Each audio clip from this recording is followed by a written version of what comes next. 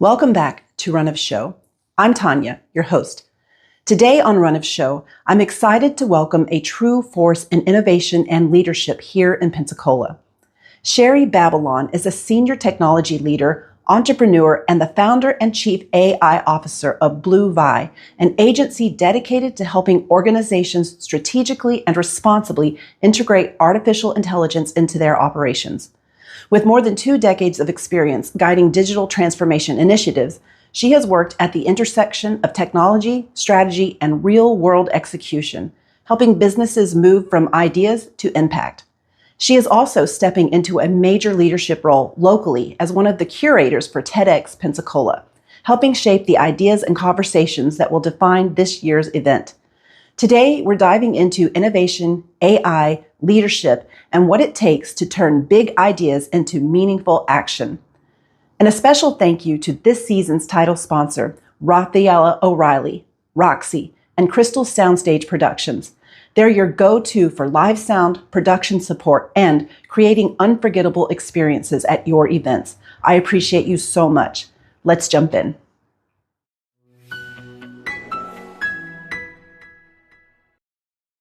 First of all, I'd like to thank you for being with me today. I really appreciate you taking the time. I know you are so super busy with this TED Talk that's coming up that Josh told me all about. But first, I want to get to know a little bit more about you, or get to know you, because this is the first time that we're meeting. So Yes. Oftentimes I interview people that I've known through networking and whatnot. So this will be fun. I know nothing about you. Are you from Pensacola? Not originally. I'm originally born and raised in New Orleans, but New Orleans. Okay. yeah. What but part? I'm a Gulf Coaster. Yep. What part of New Orleans? I was born in New Orleans, but lived in Kenner, and then Okay. you go to school in New Orleans. Right. So, And you lived there your whole life? up until I was 18, and then Okay. I took off for the military. Oh, the military. Yeah. What branch were you in? Air Force. Air Force. And you didn't want to make a lifelong career out of it? I spent 9 and almost 10 years, and I was like, okay, it's time. They say, it's time, but I wanted to see the world, and that's a means that I was able to do so. And after almost 10 years, I was living in Europe, and I didn't want to leave. Oh, yeah. So I got out and became a contractor and stayed there, and 19 years total, and the last 17 were in Germany. So Okay. it was a culture shock coming back. Yeah, I bet. I've never been that far. I mean, I've got 3 stamps on my passport, and they're like to Mexico. So I don't think they really count. They count. They count. I mean, I've used my passport. That's right. But what were some of your favorite places to go when you were in the military? I guess it was just about I'm a visual person. So Okay. being able to see things that you read about in books Oh. was just fascinating. And then the culture and the people and the food, the music, like it's just that whole picture of just walking into a city and just kind of like having everything just come to you that's so foreign, and Right. being able to just kind of immerse yourself for an entire weekend, and then you go back to the Monday through Friday job. And so it was, so some favorite places, can't say enough. Rome, Italy is great. And UK, I've traveled extensively. Germany, of course, just beautiful. Each one has their own special place in their own special cultural aspects to kind of immerse yourself in. Now, I hear, again, I've never been over there, that it's easy to get around, kind of like we think of getting around the United States. It's kind of easy to get around the different countries. They're all close together there.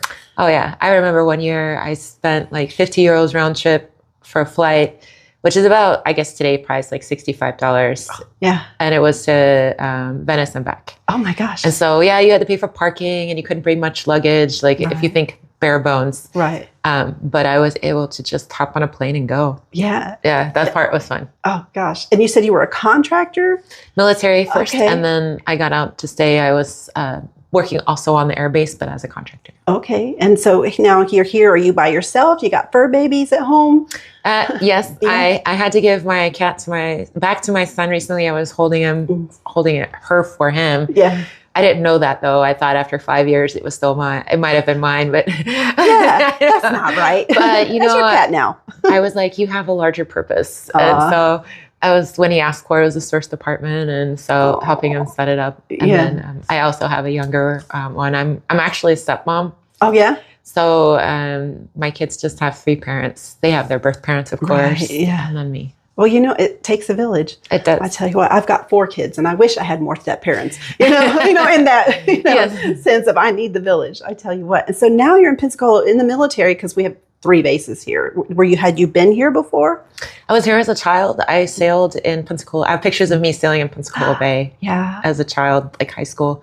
But when we moved back, my mom was sick. So it was time to come back. 19 years gone. So I wanted to be closer to family. And instead of New Orleans, looking at schools, kids in the picture, and it was like, by the time we got to, it was like Florida was perfect. Yeah. So we crossed the border and joined back in 2017. Yeah. What made you pick Pensacola specifically? Like, did you throw a dart at a board? Well, it was New Orleans, and then it was Mississippi, and we were looking at schools. And by the time you got to Alabama, it might as well be Florida if you had to pick somewhere. Right. Like beautiful sands, beaches, everything. So absolutely. Yeah.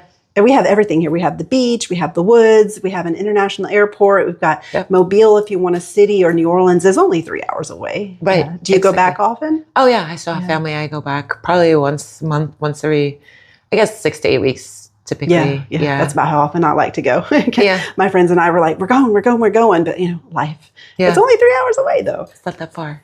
Yeah. So we pop in for a weekend and pop back over. That's awesome. It is.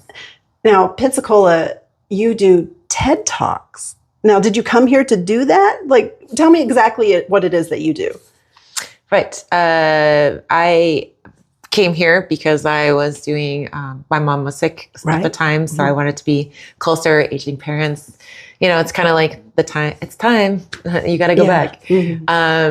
And so when I first landed, I wanted remote gig. So before it was cool, and then we had before COVID, I was actually looking for remote gigs, and it was hard not knowing anybody in the local area.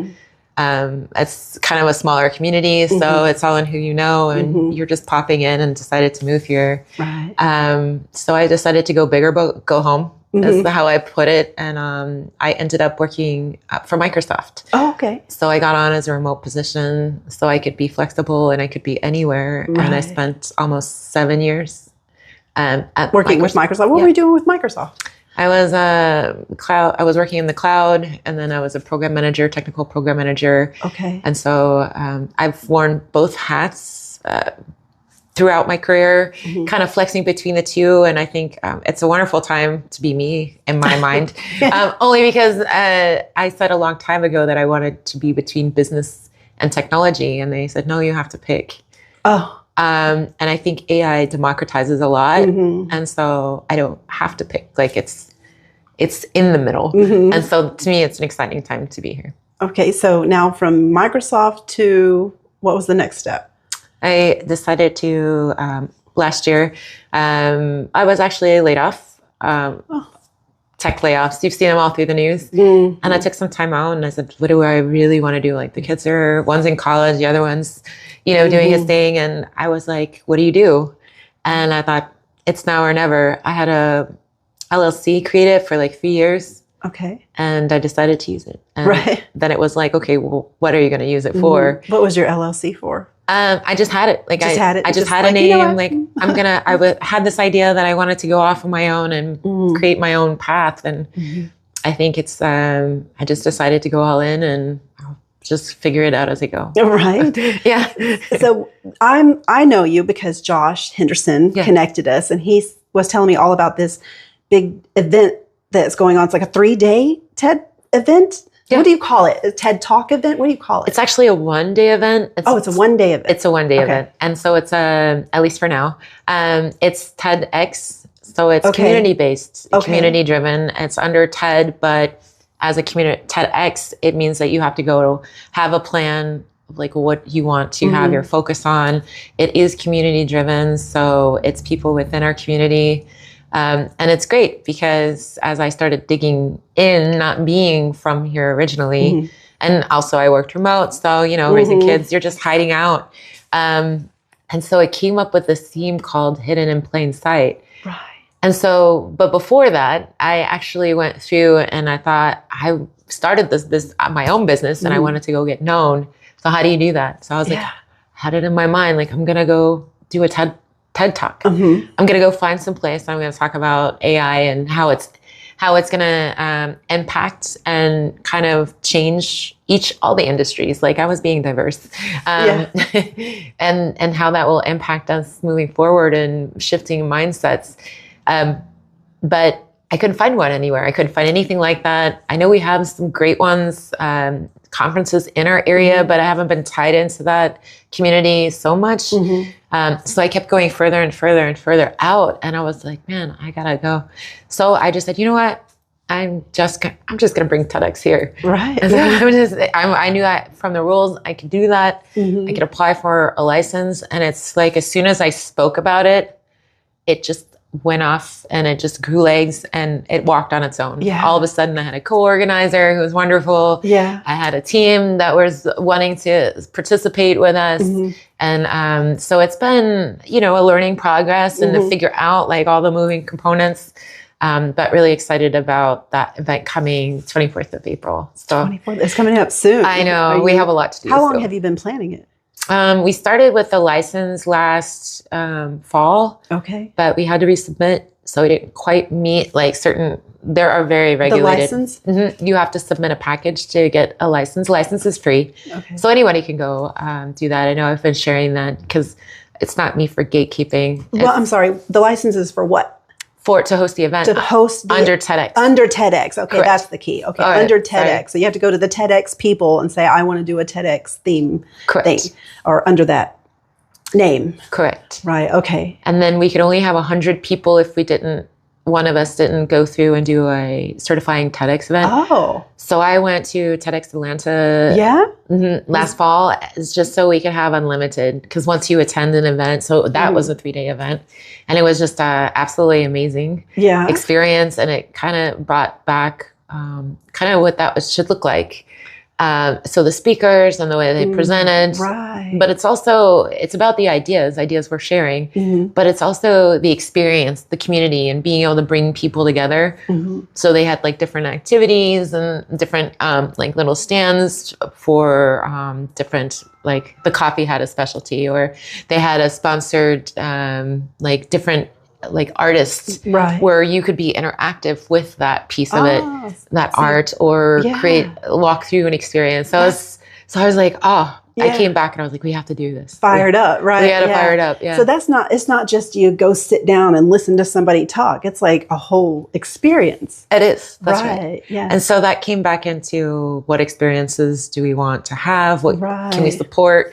And then we don't intend this to be like a one and done. I think at this point we're looking at it because that's how it started. I was looking for a platform and I didn't have one. Right. I had ideas, but I didn't know where to go to put them. And there was nothing in our area. I mean, we are a smaller community, but we're spread out. And even then along the coast and even up through Mobile, like it was like, okay, all right, well, you know what? We're just going to do it. And, I want to be able to, as an organizer, I can't be a speaker. And that's okay. No, It grew bigger than me. Okay. That's the part, right? Yeah. So then all of a sudden it's like, I can give an opportunity for other people. Right. And so that was the cool part of being able to engage with potential speakers. We're getting ready to release that, like come apply. I know it's short. Right. But then being able to look at it from the perspective of some of our folks didn't have that. And that comes back to our theme, hidden in plain sight. Right. Every time I talk to somebody, they're like, your audience isn't here. And I said, yeah, but neither is yours. But here we are. So what does that mean? And so it's, as you've gone through and really looking at that, what does your neighbor do? What about the person behind you? You strike up a conversation or the person on the plane. Like I found that since like it's almost like an exploration of like what is really here and the history behind our city. We have a lot here that was unknown to me, especially not being, again, from here to know, or if you're not actively in the community. But that's the part. Like COVID separated us. We're stuck to our screens. We're in a laptop. We're working. We forgot about that community. And I think as we move forward, the society needs to be closer together as a community. Right. Yeah. We feel connected because like I said, we have Facebook and social media, but you see them every day on your phone. But then when's the last time you actually picked up the phone and called them? Right. You know? So I've been hit up from all over internationally. People saying I have speakers. I had no idea this was a business. I'm not here to start a business. But just fell into it. I just kind of started on my own like journey, and it kind of just evolved. And it's just been that path where you just got to keep going. What have been some of your bigger challenges with organizing this event? I think it's knowing like how to work together. Like we're all new working together. And absolutely wonderful professional. So what does it take to have a videographer?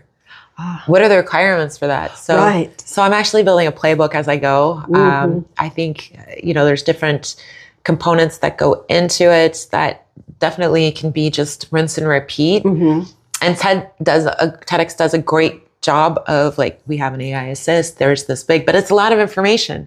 So how do you put this project plan in place to kind of make it flexible enough that you can rinse and repeat? And it's actually something I hope to provide to others.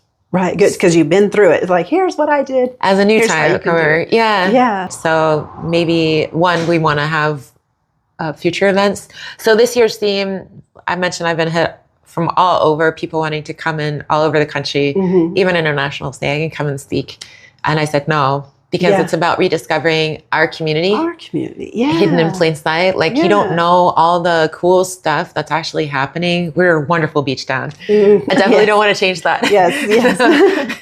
Don't tell anybody. Don't tell anybody. This is our beach. But it's amazing to really discover like all the people that are here doing amazing things, not just about beach, we do, but about the technology advancements, the security, they call us the cyber coast, like all the companies and individuals that are doing they call us what now? Cyber coast for security. Oh, that's interesting. We compete, our robotics company, a local robotics company competes with Stanford and Harvard and winning. You're like, that's where you're like, wow. Or you just don't know. And I've got a chance to talk to different people and not just about tech, but just about those ideas. Like I have an idea, whether that be a community idea, whether that be, I had one person reach out and say they wanted to talk. They started a nonprofit for against drugs. Their daughter had passed away. And so what does that mean from a family perspective? I mean, that can be, what does it mean to connect to your pet from a veterinarian's perspective? There's so many ways that we can connect. And so hidden in plain sight is uncovering our own voices first. In our own community. And so that's what I'm really excited about to showcase. I love that. I love that angle. That's what I'm all about, community. That's the whole point of this podcast, is to get to know each other a little bit better and see how we can spread the word and help each other out. Thank you so much for listening to this episode of Run of Show. And a special thank you again to our season's title sponsor, Roxy. Her band Password Reset and her company, Crystal Soundstage Productions, is the team you can count on for live sound, production support, and unforgettable experiences at your events. You can find Run of Show on all your favorite podcast platforms, so be sure to like, subscribe, and share. It truly helps the show grow. Now, let's get back to our conversation with Sherri. Now, speaking of spread the word, how are you advertising? You have people from all over wanting to be a part of it. How are you spreading the word? Well, as soon as I became a TEDx license holder, it showed up on their site, and I think they had feeds. And all of a sudden, I was getting hit up, and I'm like, where did this come from? Welcome to be a TEDx host. And so with that, then we do have a Facebook. There was TEDx Pensacola, not specific Pensacola, something similar, but there was TEDx before COVID. So tracking down the organizer, seeing if we could collaborate, like, what do you have? Can I have, can I have your website? Because you can't host that without a license. And you have to apply for a license every year. So it's about also connecting to other TEDx people around the US. So that's been fun. Like, how did you do this? And being able to come in, there's forums. So Facebook is how we can connect. We do have a website. I promise it's coming. I've seen the draft reviews. So this week it'll be out. That's the speaker application. We also have info at TEDxPensacola.org. And see, you're full of I'm like, listen, I need to write this down. Good thing we're recording it. Oh, what was I going to say? And spread the word. like word of mouth. Word, Facebook has been wonderful to help spread the word. Facebook is really great. Social media, because I'm a social media person, so I'm all about it. But I was going to ask, I've been talking to some franchise owners, but TEDx isn't a franchise. What is it? No. So how do you, so you just become a trainer and then you go on your own, or how do you? No, you apply for a license. A license. Okay. And it goes back into what do you want to talk about? Do you have to really be specific because they're specific in their culture and how they want to be represented? Okay. So you have to go through, understand that part of it. Like, it's not about commercialization. It's about people. Right. And it's about ideas. And then it's about sharing those ideas. Right. So no drugs, alcohol, weapons, anything like that, community. And then being able to come back through and just feel openly able to come back in. So we have the sponsor. You apply for the license. You apply for the license. And then from there, you go through a review process that could take up to 6 to 8 weeks. Yeah. Then once their license is approved and issued, then it's about community, which you should be doing way before then, by the way. Right. Because it's donation based. It's being able to reach out within the community to get people that want to speak.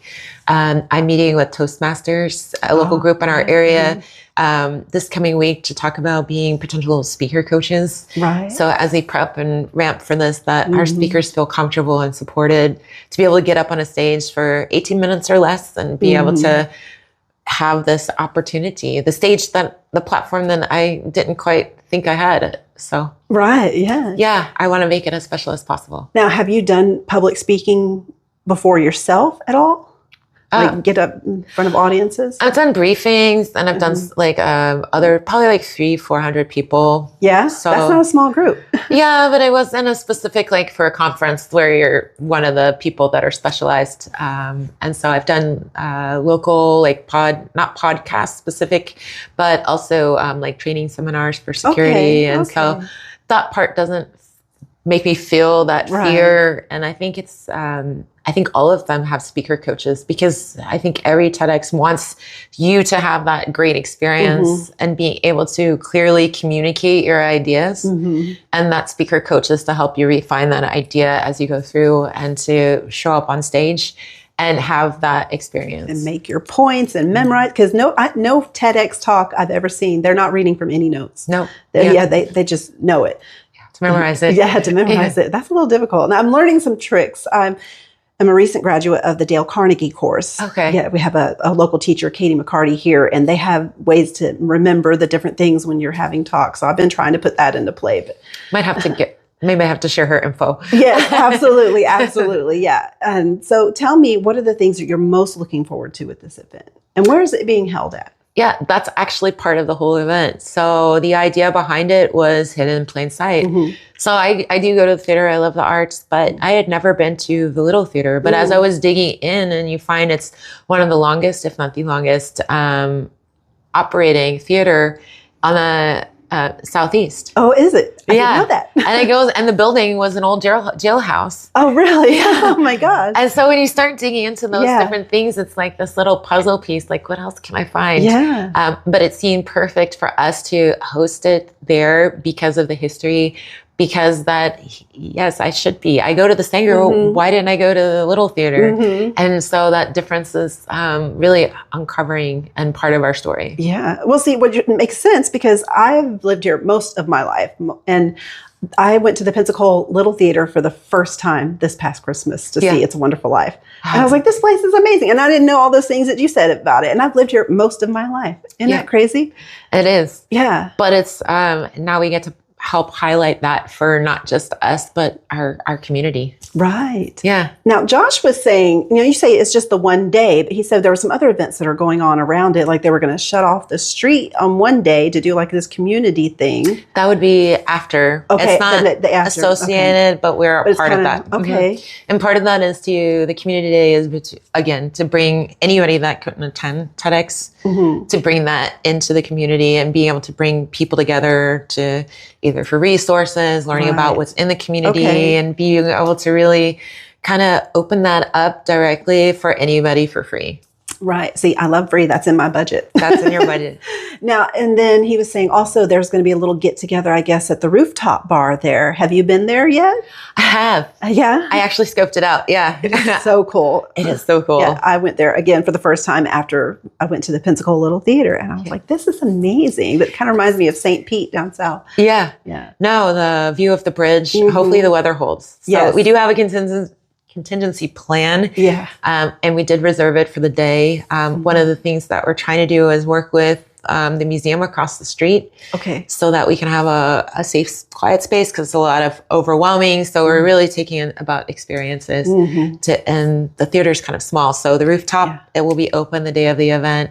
And also we're working with not confirmed yet, but we're working with the theater, the art museum across the street. Right. I think that's Q-side, Quayside. It's the National Museum, one of the Art Pensacola Museum. They're all, there's like three of them right there. Okay. It's the Pensacola Museum gotcha. of Art. So in that part, we can provide a safe space or a place where you can kind of ponder or get away from so many people crammed in and for a full day. Right. So I think it's going to be awesome. And also support our local community. Yeah. So that's the other part, is all community-based. Our lunch will be giving back in the community. So we'll have ticketed lunches with local either food trucks that we are going to organize, or with the local restaurants. Okay. Do you know any of them that have confirmed that you can share with us? No, not yet. Not yet. Okay. Keep that a secret. But in that part, that gives that whatever contributions we're getting to support the event, we're giving it back to the community. Right. Yeah. I love that. Yeah. Now tell me, what are some of the topics that you've got confirmed from some of the speakers? We're looking at, we have a list of potential speakers, and so we still haven't gone through it. And so one thing I did note, and was recommended as well, is that once you become an organizer, everybody's coming to you. And you're like, wait a minute, I have other things. And it's like, wait, I don't want to be the decision maker. And so the best thing is that we put together a committee. So I have a young professional. I have a community leader. We're looking for somebody from UWF as a student. Okay. So we're looking at not only the community isn't just about a specific small group of people or age group or demographics. It's about being able to look at the wide variety.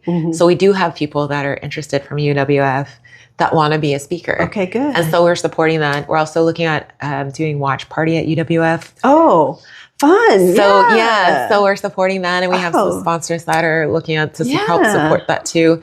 And so that would be a live stream to the event itself. Okay. And then also going through just really, again, making it so that how do we incorporate and really thinking about the overall experience, what that brings for and bringing our community together. Right. Yeah. What are you most looking forward to? I think seeing it. Yeah. It all come to fruition. I'm a visual person, so I see all the moving pieces and strategizing, like, okay, what's our drop dead date? What do we need? How do we get there from here? And working with the team, amazing team. But at the end of the day, it's, wow, we really did this. Like that moment of, not just for me personally, it was the team that worked hard behind the scenes to make it happen. Yeah. It's the people, the speakers that will be selected from the speaker committee that will, they see that up on stage and say, wow, I did that. Like I had the opportunity, providing that opportunity. Right. Yeah. Because events are a big thing. I didn't know. I'm certified wedding and event planner. Let me tell you what. I went to Vegas, so I didn't have to do that. Elvis, it was great. Oh gosh. I'll tell you what. Yes, that was pretty funny. I was like, I do not want to. And here I am. Yeah. So, and here you are. And you're not going to be talking at all? Introducing anybody? You're just going to be... my co-organizer keeps trying to push me. He's like, you have to be like the lead person. And I was like, somebody's got to be behind the scenes. Like, in case a speaker needs a prep, the cheerleader to help things moving. And so I think we're still talking about that. But You should get out there and show your face. Yeah, I might be do the opening, closing, but I think it's an opportunity for that shared experience, right? Yeah, absolutely. Now, are you involved with any organizations around here? Like groups, like the Pensacola Chamber, or we've got the... I just joined the chamber. Oh, you just joined the chamber. I just joined the chamber. And it's been something, as I've been exploring, like that, there's Impact 100, and I'm not affiliated, but I've talked to like learning about like PCP, and then there's women in business. Like there's so many different orgs. And I'm like, wow, my mind keeps going, how come I didn't know about all these before? And the second part is, how can we help shape that in our community better? Right. And so part of that will be hopefully the community day. Yeah. Yeah. I'm looking forward to it. Absolutely. And I'm going to share it with everybody. If someone wants to get involved, what is the best way for them to do that? How would they get a hold of you, or they go online? Facebook. Okay. I'm monitoring the Facebook feed. So if they have somebody that has a question, they can message me directly. You can message me directly. I've gotten that. And I've also, anywhere like reaching out via email. Okay. And then our website should be up. So we'll have the submission forms, like what are you interested in to support? So we still need volunteers. Okay. Yeah, we need like 40 volunteers. Oh, well, pick me. Yeah. I love volunteering. Oh, you can come, definitely. But part of that is to help ushering the experience stations, as we have these different experience stations that are going to be set up throughout the event. So as you have breaks, so we have 4 buckets of speaker that we've broken up into. Part of that, and then different speaker times that we're looking. So if a person doesn't want to speak 18 minutes, maybe 10 is fine.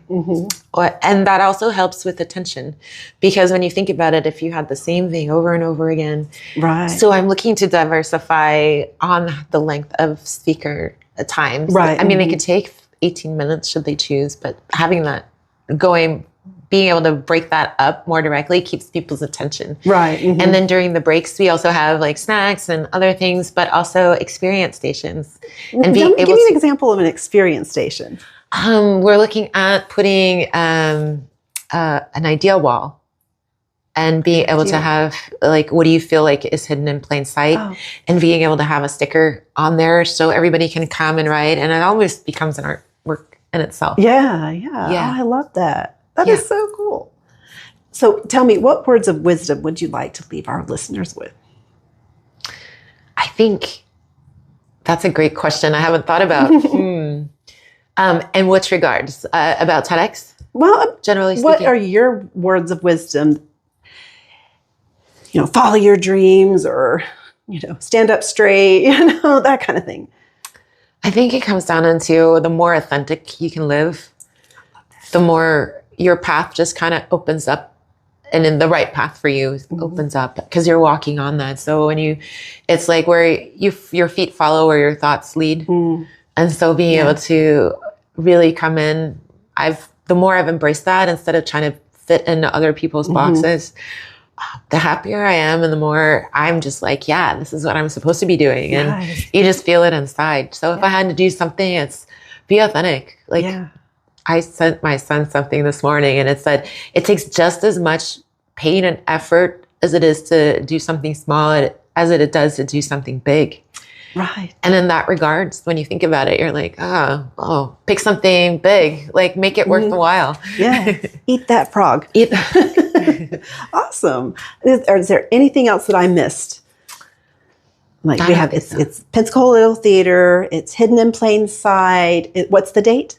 April 24th. April 24th. Yes. Pensacola Theater. And we'll put all of those links in the show notes and shout it out to everyone. Oh, that would be great. Yeah. I really appreciate it. Oh, I really appreciate you taking the time to sit down with me today. Thank you. Thank you for having us. I say us, I'm representing. Yeah, right. Absolutely. Thank you.